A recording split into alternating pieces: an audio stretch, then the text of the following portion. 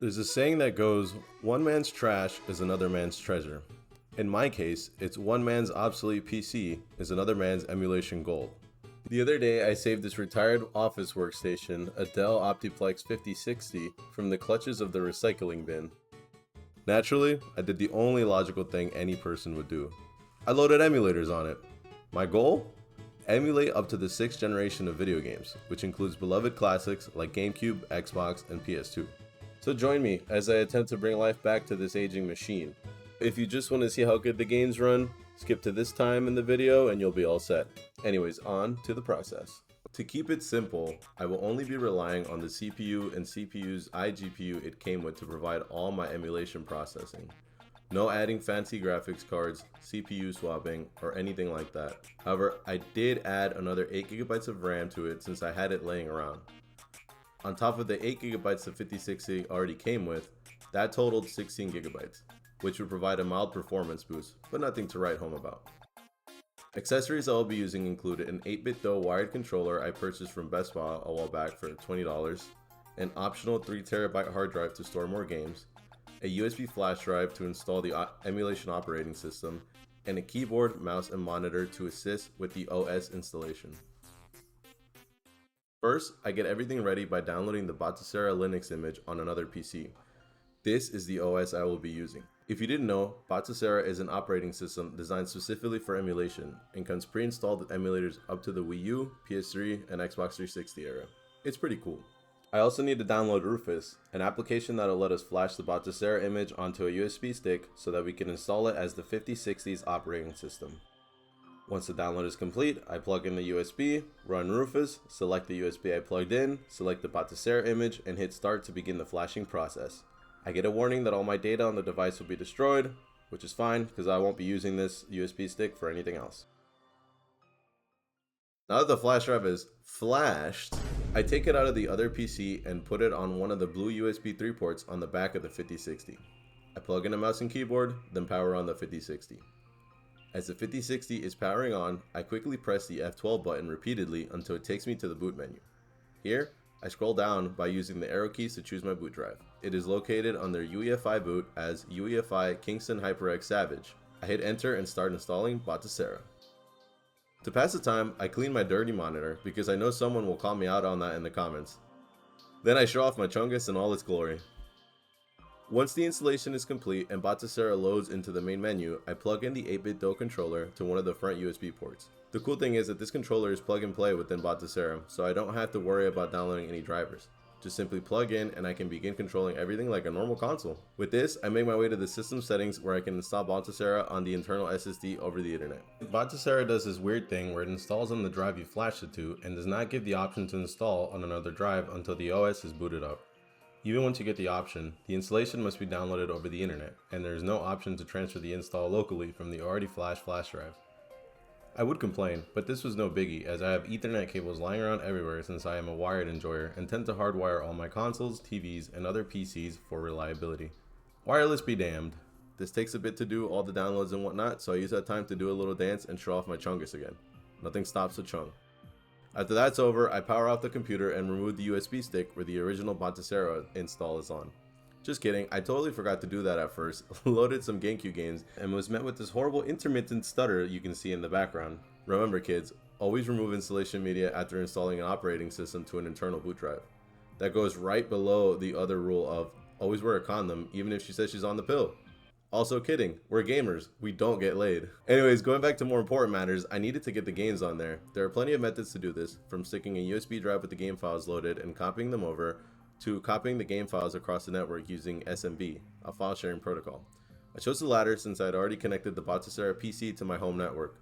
I grabbed the IP address of the 5060 and went back to the PC I used to create the flash drive with the Batocera install. Here I opened File Explorer, typed in 2 backslashes, followed by the IP address of the Batocera PC, and hit enter.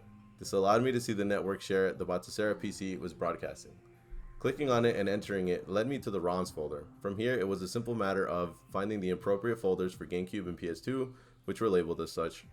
I dragged and copied over the ROM files I got from very legitimate sources, wink wink. I then let the games copy over completely. Now that I have the games on there, I can finally play them. Before launching the first game though, I downloaded the cover art using Bottasera's game art scraping feature because I'm civilized. Now, the moment we've all been waiting for. Time to test the games! Originally, I was going to start from 720p resolution, but I decided to go straight to 1080p, and I was not disappointed. Here's some footage of Mario Sunshine running at 1080p.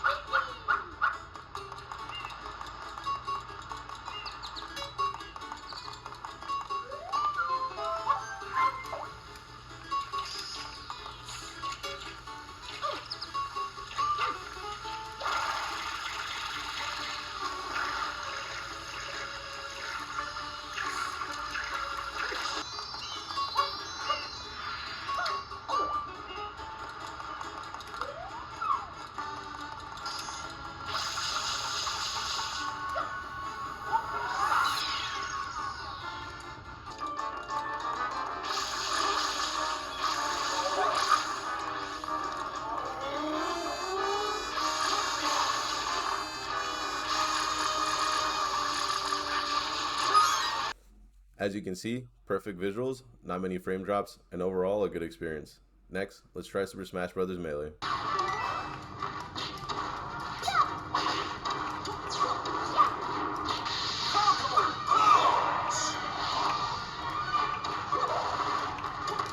Still good, some audio funkiness in the menus, but nothing that can't be fixed by tweaking a couple settings. Just didn't care to right now. Finally, I tried Zelda Twilight Princess. This game should surely provide a challenge since it came out in the GameCube's Twilight years. Oh, brother, this guy stinks! And it was a Wii release as well.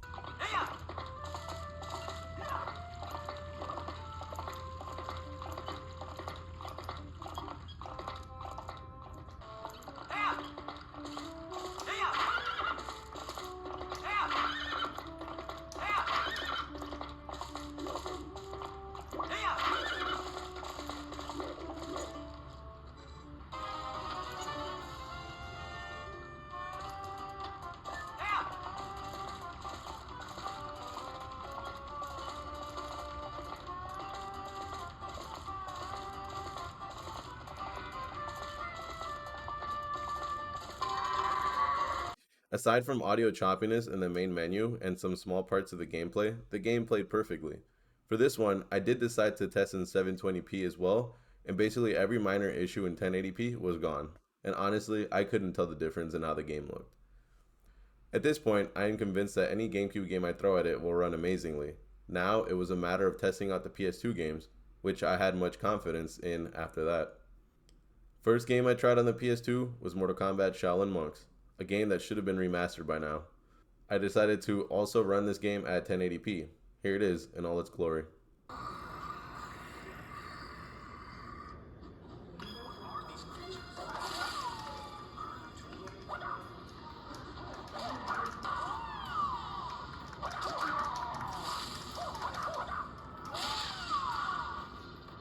That ran perfectly. So next up was God of War 1. Immediately, I noticed there was a weird screen tear in the initial cutscene. Then, as soon as I got to gameplay, I was met with choppy audio and the game itself felt like it was going in slow motion.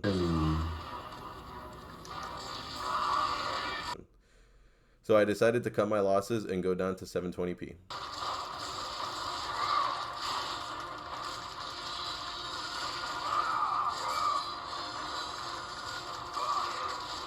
Now, the gameplay felt smooth and the game ran flawlessly.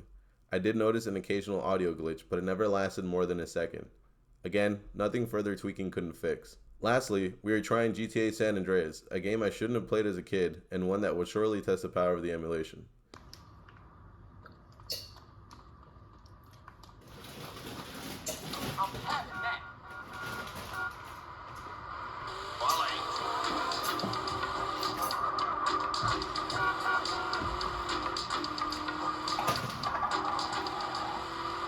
This game surprised me, as there were no slowdowns at all in 1080p, and I didn't even notice any audio glitches either. It ran superbly.